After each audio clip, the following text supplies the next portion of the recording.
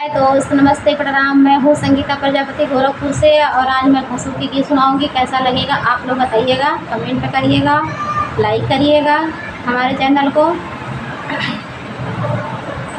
हरवा दिल्ली से चोरवला चोरिया कैलाया भसुर जी। हरवा दिल्ली से चोरवला चोरिया कैलाया भसुर जी।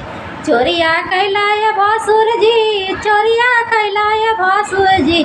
हमरे मड़वा में ले अइला चोरिया कैलाया भसुर जी। हमरे मड़वा में ले अइला चोरिया कैलाया भसुर जी।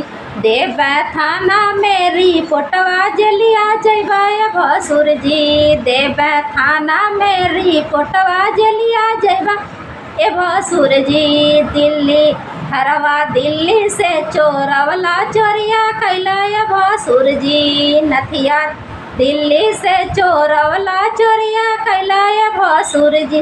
चोरिया कैलाया भसुर जी, चोरिया कैलाया भसुर जी। हमरे अगना में ले अइला चोरिया कैलाया भसुर जी।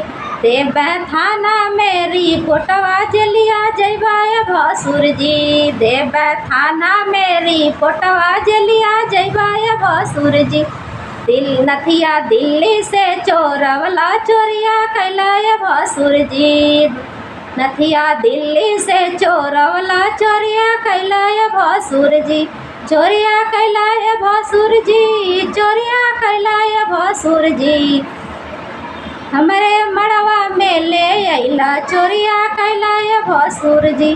थाना देवा रिपोर्टवा जलिया जैबाया भसुर जी। थाना में देवा हमारी कोटवा जलिया जैबाया भसुर जी।